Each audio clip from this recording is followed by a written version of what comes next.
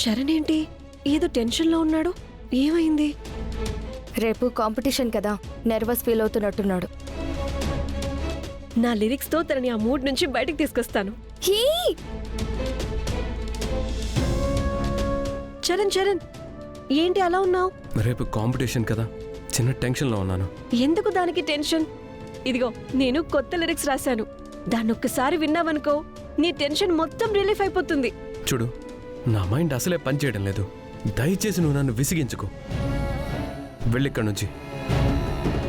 ఎందుకు అందరి మీద అలా కోపడతారు? అయినా దేనికి టెన్షన్? మీరు ప్రిపేర్ గానే ఉన్నారు కదా. తను అయిపోయిందని నువ్వొచ్చావా సలహాలు చెప్పడానికి? నన్ను కాసేపు వదిలేయండి అని చెప్తున్నాను కదా. ఏమైందిరా? ఎందుకు అంతర మీద కసుబుసులాడుతున్నావు? రేపు కాంపిటీషన్ ఉందని స్ట్రెస్ ఫీల్ అవుతున్నారు బామ్మగారు. అదేంట్రా, ఎంత పెద్ద కాంపిటీషన్ అయినా నువ్వు కాన్ఫిడెంట్ గానే ఉంటావు కదా. నువ్వు ఇలాగే స్ట్రెస్ ఫీల్ అయ్యావంటే మొదటికే మోసం వస్తుంది అన్నయ్య.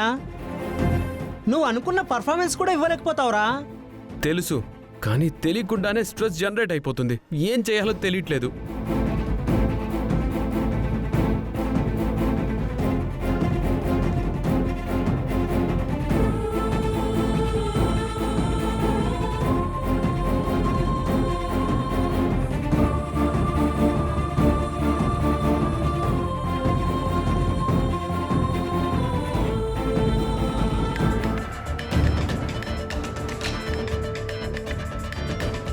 ఎవరన్నా నా ఫోను? అభిమానమ్మా, తనతో మాట్లాడితే ఖచ్చితంగా నాకు రిలీఫ్ దొరుకుతుంది. హలో,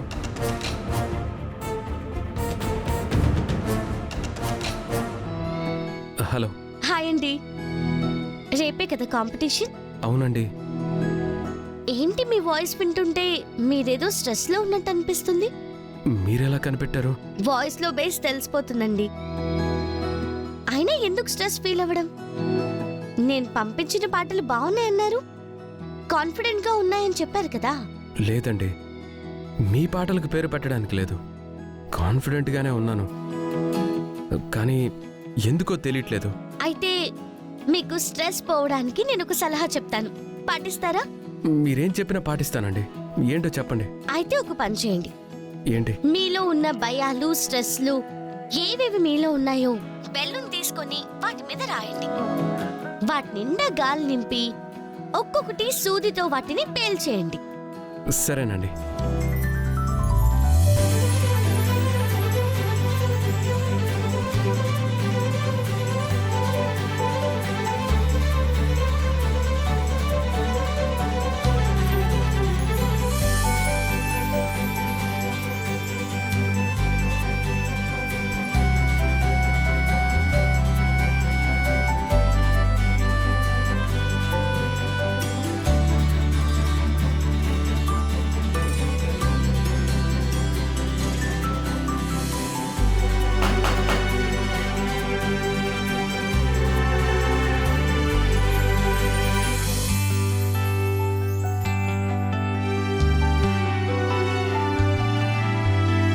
వీడేంట్రా వీడు బుడగలు ఊదుకుంటున్నాడు.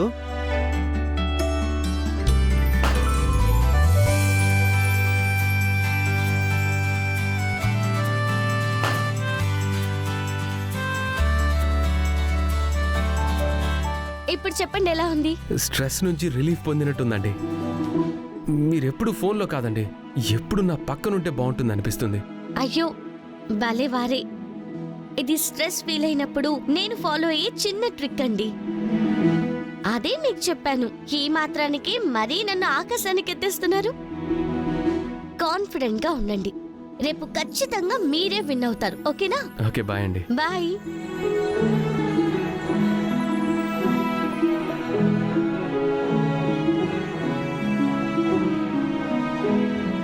ఏరా, ఏంటి ఇప్పుడు హ్యాపీగా కనబడుతున్నావు?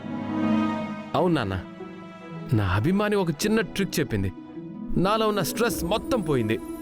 ఇప్పుడు నేను చాలా హ్యాపీగా ఉన్నాను. జ్యూస్. Thank you.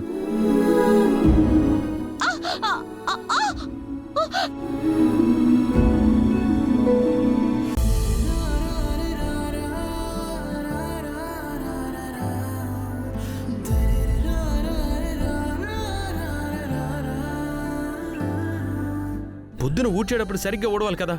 కూర్చో. అక్షిత, ఫస్ట్ ఎయిడ్ బాక్స్ తీసుకురా.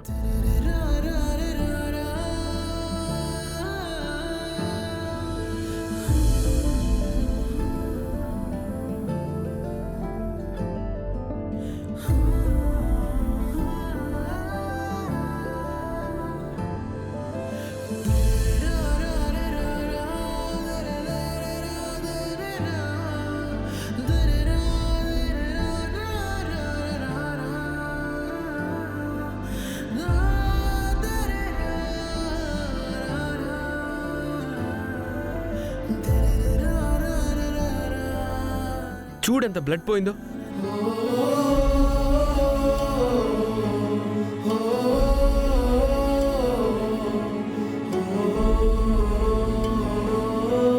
ఏంటంటే చరణ్ సడన్ గా అంత ప్రేమ చూపించేస్తున్నాడు?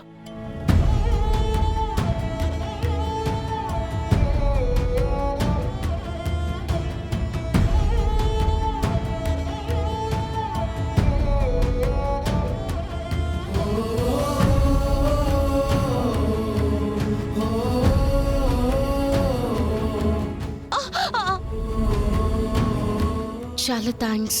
థ్యాంక్సా? దేనికి? అంటే నా కాలికి దెబ్బ తగిలిందనగానే ప్రేమతో కట్టుకట్టారు. నా మీద ఏ కోపం లేనట్టే కదా? దానికి దీనికి ఏ సంబంధం లేదు. నీ కాలికే కాదు, ఇంట్లో పనిచేసే పనమ్మాయి కాలికి దెబ్బ తగిలిన బ్లడ్ వచ్చినా కట్టు కడతాను.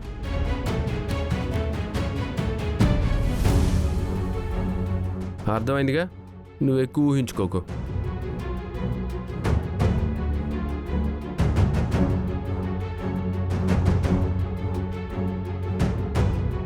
అది చెప్పాడుగా, వాడి దృష్టిలో నీకున్న స్థానం అది.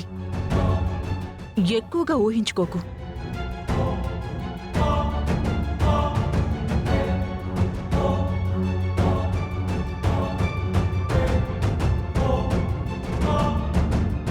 వాడొక తింగర సచ్చినుడే, వీళ్ళొక తింగర మాలోకాలు. వాళ్ళ మాటలేం పట్టించుకోమాక. నీకు చిన్న గాయమైందనగానే వాడంతలా విలవిల్లాడిపోయి హడావుడి చేశాడంటే అదంతా ప్రేమ లేకపోతేనా? వాడు చెప్పినట్టు పనమ్మాయికి దెబ్బ తగిలింది అంటే కంగారు పడొచ్చు, కట్టుకోమనొచ్చు, వీలైతే టాబ్లెట్లు తెచ్చివచ్చు. అంతేకాని ఎంత కంగారు పడిపోం కదా. నాకు తెలుసు బామ్మగారు, ఆయనకి నా మీద ప్రేమ ఉందని. కానీ ఆయనకు తెలియట్లేదు. ఎప్పుడు తెలుస్తుందా అని వెయిటింగ్.